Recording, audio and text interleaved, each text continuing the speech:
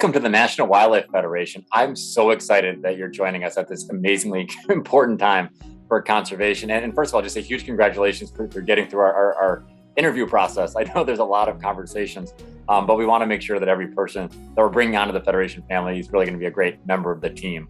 My name's Colin O'Mara. I'm the president and CEO, and I've had the pleasure of serving this role since 2014. I use he and him pronouns.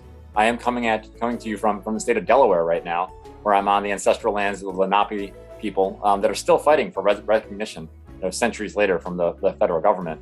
And I also identify as a straight white man. I joined the Federation because I'm really proud of both its legacy of trying to unite Americans from all corners of the country, but also where we're headed and really trying to embed equity and justice in the work we're trying to do right by wildlife and people at the same time. Our unique structure, as was envisioned, really unites the voices of interest of many organizations across the country focused on wildlife conservation. Today, we're the nation's largest and most trusted wildlife conservation organization with more than 52 state and territorial affiliates. We have nearly 6 million members that are everything from gardeners and hikers to hunters and anglers to hikers, paddlers, everything that folks that love the outdoors. You're joining a team of nearly 400 people that love to work together, try to protect wildlife, defend public lands, restore our waterways, advance environmental education, and connect people with the outdoors. We're trying to work in communities, trying to lift up environmental justice, trying to make sure that everyone has a right to clean air, clean water, healthy soils, and access to safe outdoor spaces. We're continuing to work to build an anti-racist organization and root our programs in environmental justice. We want to invest the time and the respect required to build authentic relationships and connect our policy and advocacy efforts to the frontline and fence line communities that are so often affected by pollution and climate change. So let me tell you a little bit more about the way we conduct our work and kind of show you how all the pieces fit together. America's wildlife are feeling the impacts of habitat loss and fragmentation, climate changes, disease, invasive species. Right now, more than 1/3 of all the wildlife species across the U.S. are at heightened risk of extinction. 1/3. Now, the state wildlife agencies have identified more than 12,000 species that they identify as kind of the species of greatest conservation need. And when we save wildlife, we also save ourselves. And so, we've had long-term efforts underway to try to restore bison on tribal lands, try to secure habitat for, bighorn sheep and pronghorn and mule deer, try to protect grizzly bears.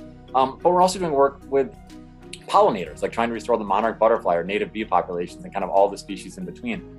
These are things that aren't just good for wildlife, they're also really good for us.